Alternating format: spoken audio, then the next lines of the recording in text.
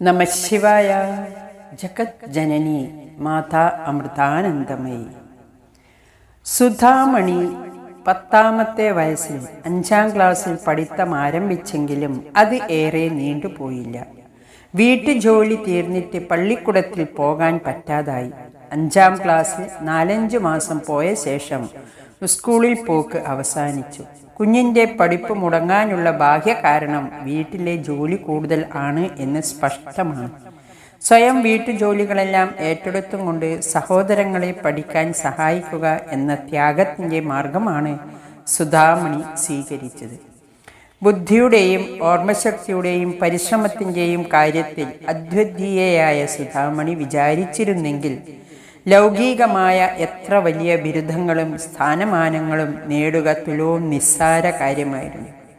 ആ വഴിക്ക് നീങ്ങാതെ സ്വയം വീട്ടുപണിയുടെ വഴി തിരഞ്ഞെടുത്തത് സ്വന്തമായ ത്യാഗ മനോഭാവം കൊണ്ട് മാത്രമായിരുന്നു. അഥവാ ഈശ്വരകൽപ്പിതം അങ്ങനെ ആയിരുന്നിരിക്കണം. ഈശ്വരൻ്റെ പ്രവർത്തന ലക്ഷ്യം ഒരിക്കലും ഏകമുഖമാകാറില്ല. അതിന് പല ലക്ഷ്യങ്ങൾ കാണുമല്ലോ. പഠിത്തം നിന്നതോടെ സുധാമണി ഒരു കൊച്ചു വീട്ടമ്മ തന്നെയായി.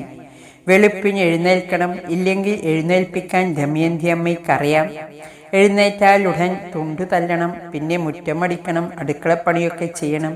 അങ്ങനെ 100 കൂട്ടം പണി കഴിയുമ്പോൾ രാവേറെ ചെന്നിരിക്കും. പലപ്പോഴും രാത്രി 11 മണി കഴിയാതെ മോചനമില്ല. ഇരുട്ടത്ത് തന്നെയായിരുന്നു നാമം ചൊല്ലും. തന്നെ ഇരുന്ന് നാമം ചൊല്ലും. പാടി തളർന്നു മയങ്ങും. ബാഹ്യവീക്ഷണത്തിൽ ഇതിനെ യാതനയുടെയും സാധനയുടെയും കാലഘട്ടം എന്ന് വ്യവഹരിക്കാം. അന്നൊക്കെ സുധാമണിയുടെ മനസ്സ് അതീവ സംവേദനാക്ഷമമായിരുന്നെന്ന് പറയാം. ഒരു നിസ്സാര കാരണം മതി മനസ്സ് കുതറിച്ചാടി അനന്തതയിൽ ഊളിയിട്ട് മറഞ്ഞു കളയും. ഒരിക്കൽ കുഞ്ഞ് വള്ളിക്കാവ് മാർക്കറ്റിൽ സാധനങ്ങൾ വാങ്ങാനെത്തി. കുറച്ചകലെ നിന്നു ഒരു ഈശ്വര സ്തുതി കേട്ടു. വേഗം അങ്ങോട്ട് നടന്നു. ഒരു ക്രൈസ്തവ കുടുംബത്തിൻ്റെ മുറ്റത്ത് ചെന്നു കയറി. അവിടെ ഒരാൾ മരിച്ചു കിടക്കുന്നു. ബന്ധുക്കൾ ശവത്തിന് ചുറ്റുമിരുന്ന് പ്രാർത്ഥിക്കുന്നു. തൽക്ഷണം കുഞ്ഞ് ഭാവാവസ്ഥയിലായി. പ്രാർത്ഥനയിൽ ലയിച്ച് ലോകം മറന്നു.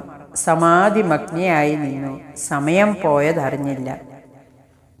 പരിസരം മറന്നു നിന്ന സുധാമണി ബോധത്തിലേക്ക് വന്ന് വീട്ടിലെത്തിയപ്പോൾ നേരം വളരെ വൈകിപ്പോയി. ദമയന്തി അമ്മ ക്രോധാകുലയായി. കണക്കിന് ശകാരവും ചുട്ടടിയും കിട്ടി. മറ്റേതോ ഭാവഭൂമികയിൽ വിഹരിച്ചിരുന്ന സുധാമണി നിശബ്ദയായി നിന്ന് എല്ലാം സഹിച്ചു. ഈശ്വരനിൽ ലയിച്ച മനസ്സ് ബാഹ്യത്തിൽ കുടുങ്ങിയില്ല. ഭക്തന്മാരെ പരീക്ഷണങ്ങളിലൂടെ നയിക്കുന്നതിലാണ് ഭഗവാന് രസം എന്ന് തോന്നുന്നു. ഇവിടെ പിടിച്ചു നിൽക്കാൻ സ്വന്തം കരുത്തു വേണം. പൂർണ്ണമായ ഈശ്വര സമർപ്പണവും വേണം. ജോലി ചെയ്യുന്നതിൽ മകൾ അല്പമെങ്കിലും താളം പിടിച്ചു എന്ന് തോന്നിയാൽ ദമയന്തി അമ്മ ഉപദേശിക്കും. എടി പെണ്ണെ, മടി പിടിക്കരുത്, എങ്കിൽ ഈശ്വരൻ നിനക്കൊരു ജോലിയും തരത്തില്ല. അങ്ങനെ പട്ടിണി കിടന്ന് നീ ചത്തുപോകും.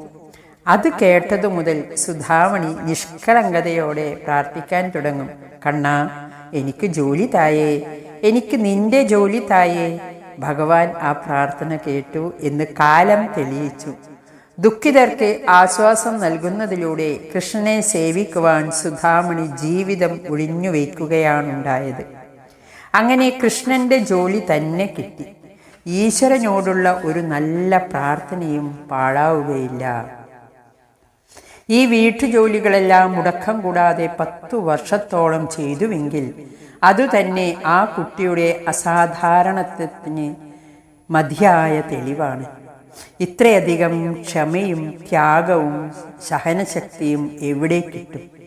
ഈശ്വരഫലത്താൽ ക്ലേശങ്ങളെല്ലാം അതിജീവിക്കാൻ കഴിഞ്ഞ സുധാമണി തൻ്റെ സംഭവബഹുലമായ ഭാവി ജീവിതത്തിന് അനുയോജ്യമായ ഒരു പശ്ചാത്തലം സൃഷ്ടിച്ചു എന്ന് പറയാം.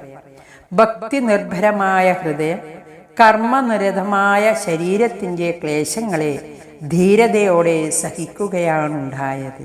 ഹരി ഓം നമഃ ശിവായ.